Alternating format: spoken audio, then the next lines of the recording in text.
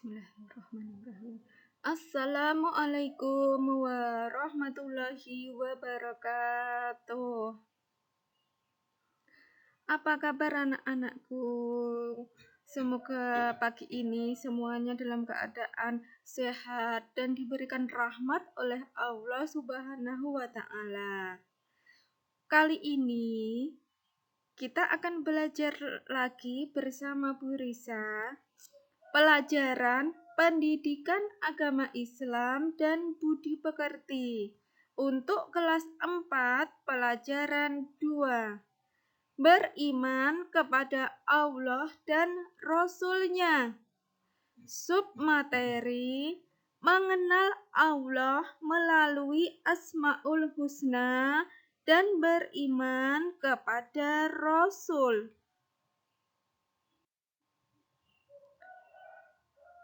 Kemarin kita sudah belajar mengenal Allah melalui alam semesta ini.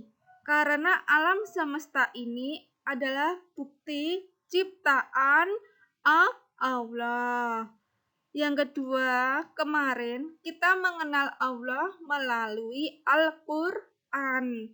Karena memang banyak disebutkan di dalam Al-Quran tentang hakikat keberadaan Allah. Jadi kemarin kita sudah belajar mengenal Allah. 1. Melalui makhluk ciptaannya, yaitu alam semesta ini. Yang kedua kemarin yaitu mengenal Allah melalui Al-Quran, belajar di dalam Al-Quran langsung dari firman-Nya Allah Subhanahu wa Ta'ala. Untuk pertemuan kali ini kita akan belajar 3. Yang ketiga itu mengenal Allah melalui Asmaul Husna. Untuk bisa mengenal sesuatu, biasanya melalui namanya. Demikian juga mengenal Allah. Allah Subhanahu wa Ta'ala memiliki nama-nama yang baik atau dikenal dengan Asmaul Husna. Iya, apa anak-anak tadi? Asmaul Husna. Asmaul Husna artinya nama-nama Allah yang baik atau bagus. Nama Allah itu banyak sekali. Tetapi yang diperkenalkan oleh Allah kepada manusia hanya 99 nama melalui perantaraan wahyu, yaitu Al-Quran. Jadi Asmaul Husna itu ada di dalam Al-Quran. Di sini kita tidak akan belajar 99 Asmaul Husna. Yang kita pelajari hanya 3 Asmaul Husna saja. Yang pertama, Al-Basir, yang Maha Melihat, ya. Allah itu punya Asmaul Husna. Al-Basir. Al-Basir dalam bahasa Arabnya, dalam bahasa Indonesia berarti yang Maha Melihat. Yuk anak-anak, apa tadi? Perhatikan. Al-Basir artinya yang Maha Melihat. Salah satu nama tersebut adalah Al-Basir yang memiliki arti Maha Melihat. Tidak ada satupun di alam semesta ini yang luput dari pengawasan dan penglihatan Allah Subhanahu wa Ta'ala. Bahkan semut pun yang berjalan di atas bumi tidak terlepas dari penglihatannya. Pandangan Allah, maaf salah ketik ya anak-anak. Pandangan Allah Subhanahu wa Ta'ala tidak terbatas hanya yang ada di bumi atau di langit saja.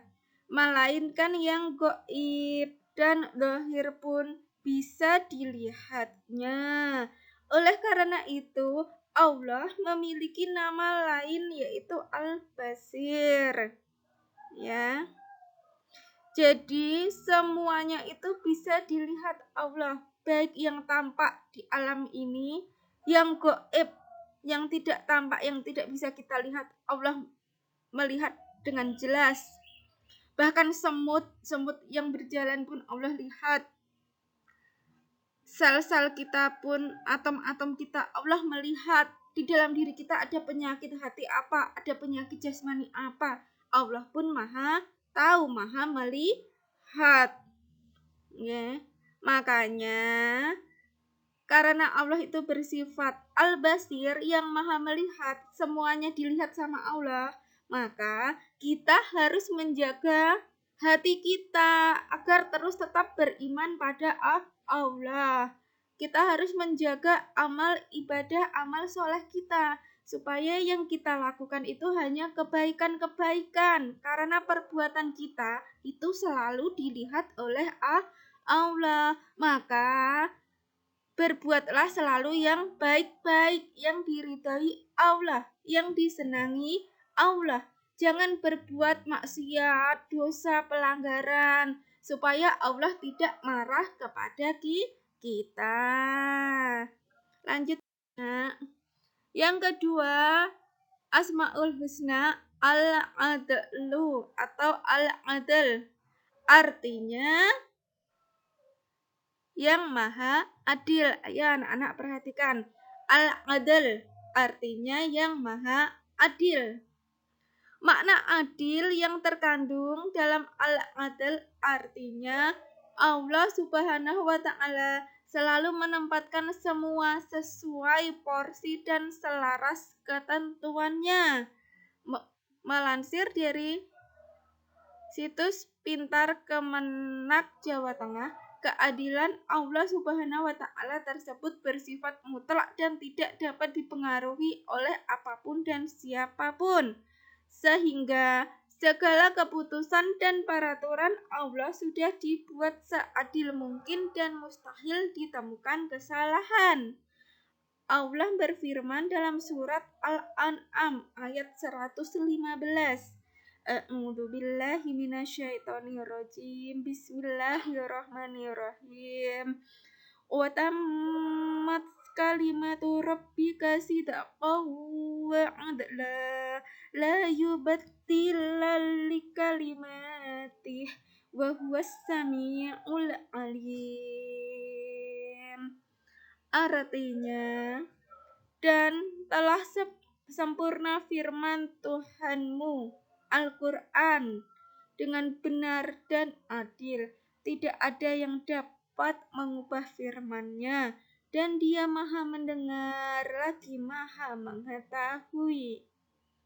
Allah itu sangat-sangat adil ya. Semua perbuatan manusia di dunia ini nanti di akhirat akan dihisab oleh Allah, akan dibalas. Perbuatan baik sekecil apapun itu akan dibalas oleh Allah. Perbuatan jahat sekecil apapun, sebesar apapun akan dibalas oleh Allah. Allah itu maha adil. Allah tidak akan pernah mendolimi makhluknya. Hakim yang paling adil itu hanyalah Allah ya.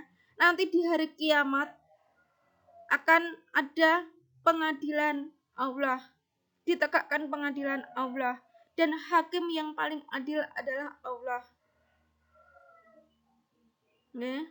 Allah itu tidak pernah zalim kepada makhluknya. Hanya Allah yang maha adil. Yang ketiga adalah Al-Azim. Al-Azim artinya yang maha agung. Allah pemilik segala keagungan.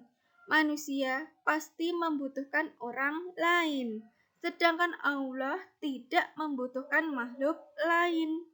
Oleh karena itu, Allah disebut Al-Azim, yang maha agung, yang tidak butuh pertolongan makhluknya. Hanya Allah yang Maha Agung, yang tidak membutuhkan pertolongan.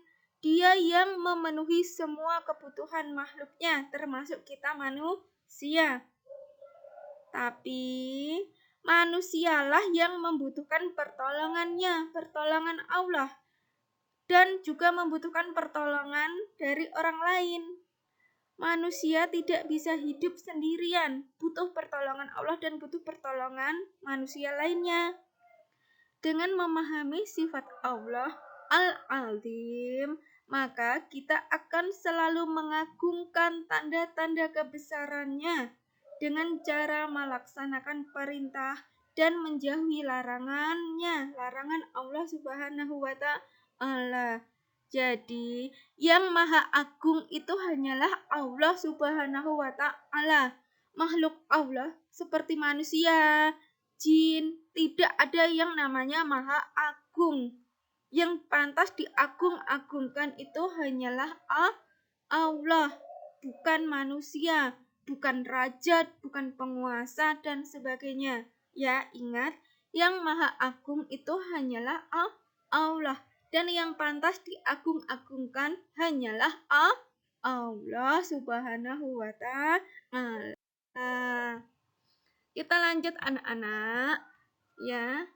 Sub materi yang kedua, iman kepada Rasul Allah, atau dalam bahasa Arab disebut Rasulullah, utusan Allah, ya. Iman kepada para nabi dan Rasul Allah merupakan salah satu rukun iman. Keimanan seseorang itu tidak sah sampai ia mengimani semua nabi dan Rasul Allah dan membenarkan bahwa Allah telah mengutus mereka untuk menunjuki, membimbing, dan mengeluarkan manusia dari kegelapan kepada cahaya kebenaran. Ditambah juga keharusan membenarkan bahwa yang mereka telah menyampaikan apa yang Allah turunkan kepada mereka dengan benar dan sempurna, dan mereka telah berjuang dengan jiwa dan raga mereka dengan sebenar-benarnya di jalan Allah. Nah, di dalam agama Islam kita wajib beriman kepada 25 nabi dan rasul. Kita imani, kita yakini bahwa dulu Allah itu pernah memilih beberapa orang laki-laki yang dijadikan nabi dan rasul untuk membimbing umatnya dari golongan manusia itu sendiri ke jalan yang benar, agar hidupnya bahagia, sukses, sejahtera di dunia, dan juga bahagia, sejahtera, sukses hidupnya di akhirat nanti. Maka itu tadi Allah mengutus para nabi dan rasul untuk membimbing manusia, ya. Jadi kita harus yakin dan percaya kepada 25 nabi dan rasul. Mereka benar-benar utusan Allah, menerima wahyu dari Allah untuk disampaikan kepada kita umat manusia supaya kita hidup sesuai arahan dari Allah Subhanahu wa Ta'ala.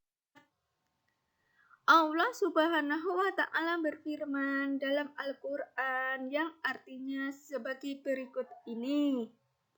Rasul telah beriman kepada Al-Quran yang diturunkan kepadanya dari Rabb-nya. Demikian pula orang-orang yang beriman. Semuanya beriman kepada Allah, malaikat-malaikatnya, kitab-kitabnya, dan rasul-rasulnya. Mereka mengatakan, kami tidak membeda-bedakan antara seseorang pun dengan yang lain dari rasul-rasulnya.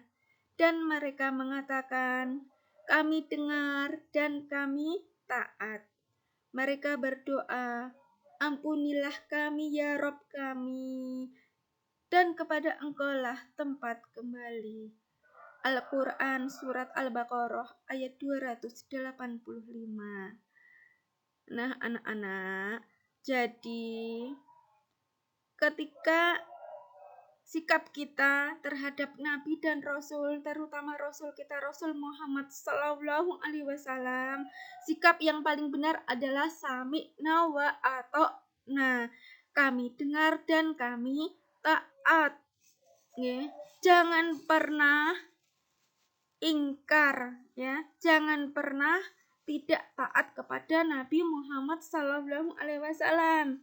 Nanti akan sengsara hidupnya di dunia dan sengsara pula di akhirat.